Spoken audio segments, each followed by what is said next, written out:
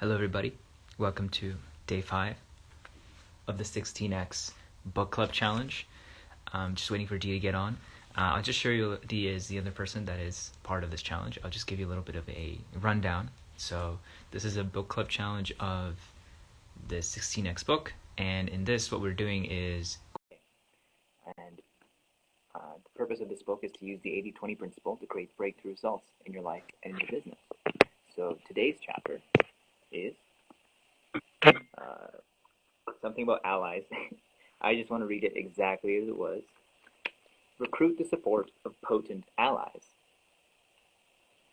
which is extremely, extremely critical. So we're just going to discuss that. Before that, we can talk a little bit about yesterday's. Dee, did you have anything that you had a chance to apply, or did you want to talk about anything from yesterday? Yeah. Oh, yeah, that's right. We said do it your way. I mean, nothing that I can apply right away. I think it's basically, just something which is uh, how we do things, which is we're always doing it our way. We're not necessarily copying somebody else, and always finding the 20% spike. So I can't say there's anything drastically that I've reflected on since yesterday. That's kind of changed. I think it's actually what I've shown you. Cool. So I think we can just go right into it. So today's chapter, recruiting potent allies. I am getting to that. Is there anything you wanted to read out? I know you like to read out the first quote, so I was wondering if you wanted to. I always love the first quote. Well, I guess it's that potent because clearly it resonates. Um, okay, so the first quote is exceptional performance. Nothing is more important than your choice of alliances and how you build them. Without them, you are nothing. With them, you can transform your life, often the lives of those around you, and occasionally in small or large ways.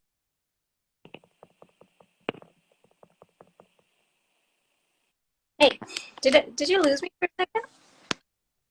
I did lose you for a second. Let me just read that out. I think from my side because it's clear, and then so that Is everybody it can get it. It broke up a little bit at the beginning and at the end. So break? here's what I'll do. I'll read it out. In the meantime, you can leave and come back in. How does that sound? Sounds good. So the quote was, exceptional individual performance requires allies. Nothing is more important than your choice of alliances and how you build them. Without them, you are nothing. With them, you can transform your life, often the lives of those around you, and occasionally, in small or large ways, the course of history. So everybody who's here, what stands out to you when we share that? Just drop it in the comments while we wait for Dee to join in.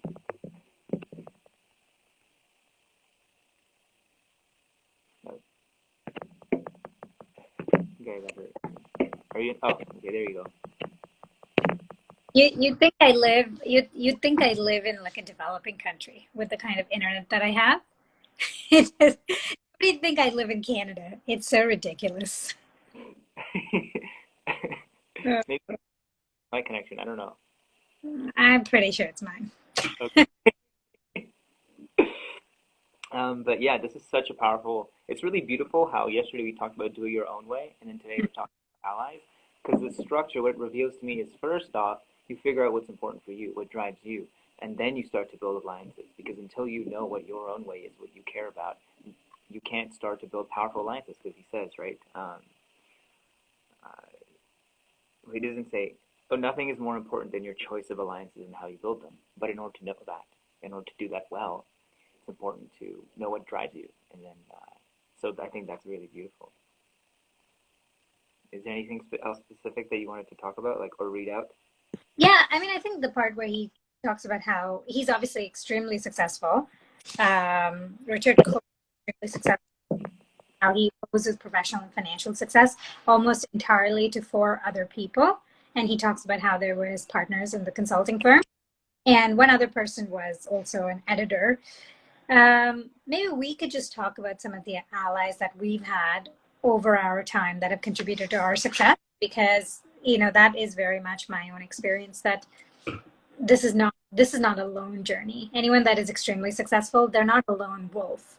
They might be in the way that they vision the idea, but ultimately, if they've made it to scale to any level of impact that is substantial for humanity, it's because they have had people walk with them towards the same vision. So if you want to share examples of where you've had powerful allies, that could be really helpful. I will absolutely do that. I took a few notes. I just want to share that a little bit more, so share about these things so that people get a little bit of an understanding, since I don't think everybody's reading it. So, so the first thing was to recruit allies to take care of what isn't in your 20% spike. So yesterday we learned about the 20% spike, which is the things that we might be really good at, the part of our zone of genius. So essentially, and the other thing was don't go at it alone. And I think Dee just mentioned it. So once you know what your 20% spike is, you figure out what is the other stuff they need to do, and then you recruit the others.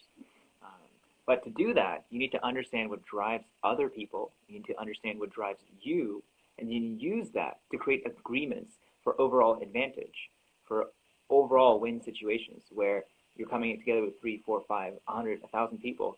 How can you create a situation where you're all coming together to create wins for all of you? And then another thing was, it's only a few people.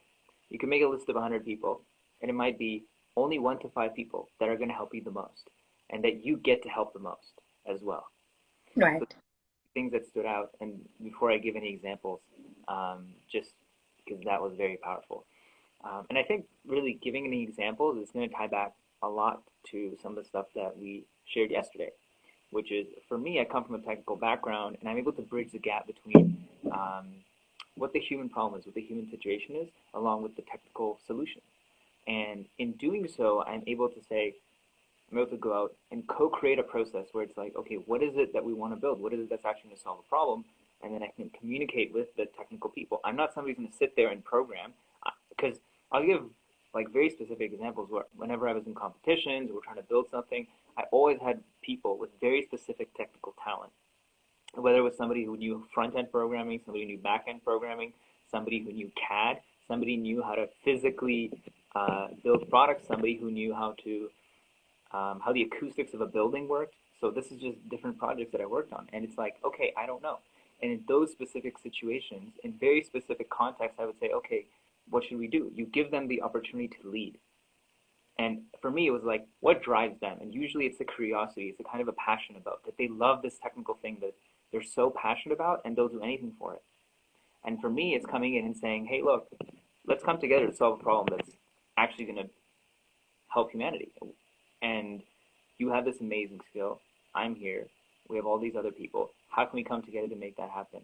I'll just give a very quick example. I did a competition at Brampton. So it's a city near Toronto. Hey, Prashant, I see you made it. He messaged me before we went live. He's in India, so it's really late for him. And he was asking me. I know, it's like Emma something in India. Yeah, and he was asking me, are you going to go live soon, or is it over? And I'm like, no, it's not over. And he's like, maybe I'll try to make it. So before bed, so that's really amazing. So just a brief example, I went to this competition in Brampton City, and the purpose of it was to create sustainable solutions. So it was just 4 of us, and it was 3 programmers and myself.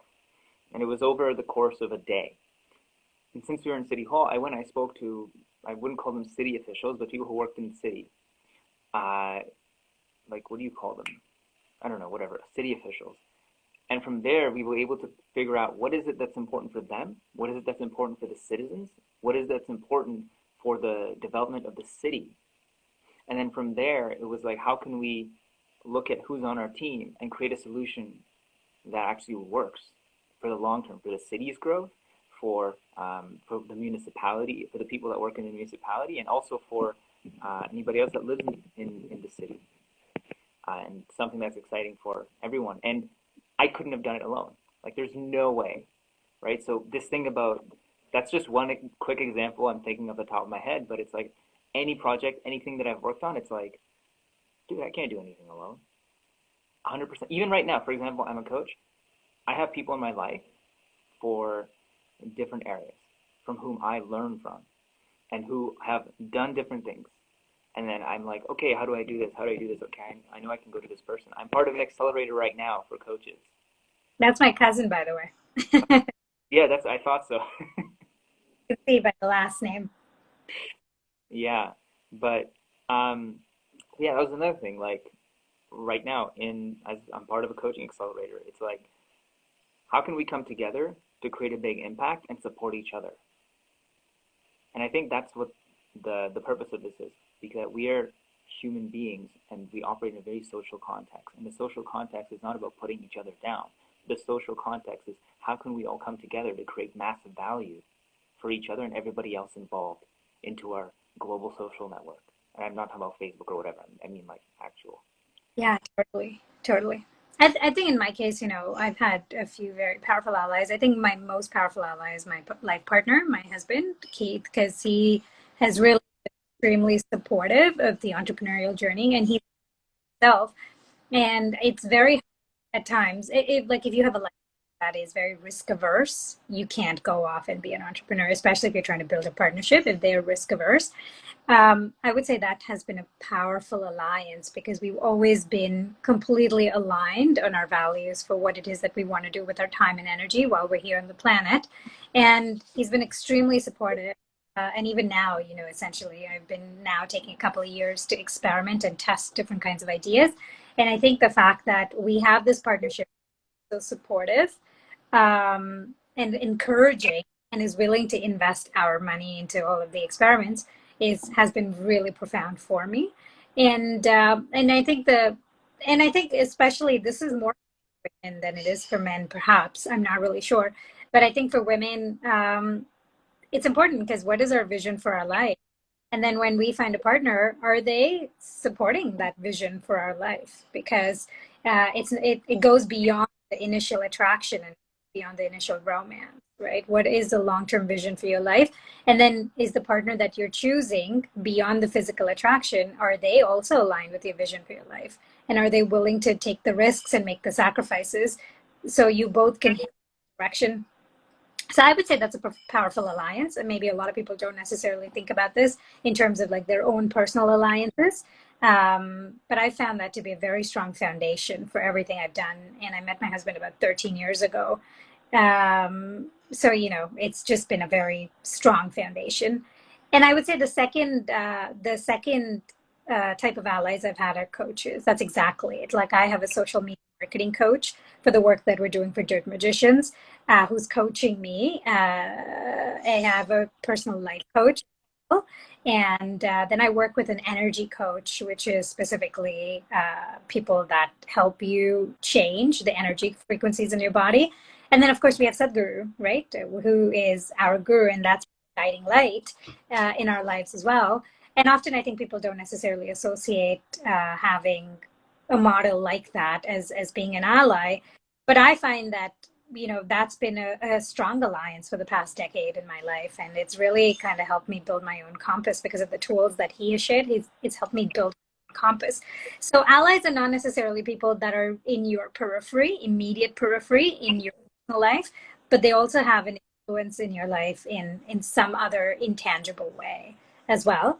So there are two different categories of allies in my opinion. Yeah.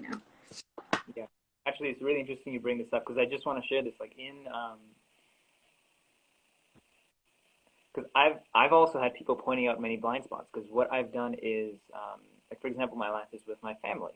There are a lot of things they support and a lot of things that they don't support because my values differ from theirs, and they're seeking safety and security, whereas I'm seeking expansion. So there is a kind of a conflict and a clash, and I think a lot of people that are watching may also be experiencing something like this. But what we get to do is use that to identify what is truly important for us, what we value, what triggers us, and really use that to see, okay, this is the direction that I really want to go, and how can I create a win-win situation where I can, still, how do I say this, but like, where we can still be in a position where we are allies, where we're not at each other's throats or whatever, we're not trying to ignore each other because I fell into that trap, and my other alliances, like coaches that I've had, pointed this out to me and said like, yo, you are hiding. We all want to fuck off to Mexico. What's wrong with you? Why do you want and I'm like, and I learned a lot about myself that it's like, wake up, because and this is just how I see it may not be how many other people see it, but if I want to make a substantial change or transformation in the world, whether it's on the national level, international level, or corporate level, whatever it is, I need to be able to be in a room of the people that trigger me the most, aka probably your family, because we have a certain physical connection with them, an emotional connection with them, which we don't with anybody else. How can I be in the same room with them and do what I don't want to do and still find a way to make things work? It may not always be possible. I get it. But in most of our situations, we can use it as a stepping stone for growth. And for me, that was like, an alliance doesn't necessarily mean that we're coming together to, get what we want. It's like we may come together because of whatever our situations are, but we can still use that situation for inner growth. It doesn't mean that, getting what I want. I don't know if that makes any sense. Yeah. I got to wrap up for today. Okay. Quickly, sorry. I just have some people coming over. Let's see. Tomorrow we have. Jump off. Why didn't you wrap up? Yeah. You can head out. You need to go. Thanks. Tomorrow, are looking at chapter 8. Recycle the world's best ideas. I don't know what time this will be at, but I'll talk to Dee, and then I'll put it up in my story. Alliance is a powerful concept. Yes, awesome, virtually magical. Thank you everybody for coming on. It's been wonderful.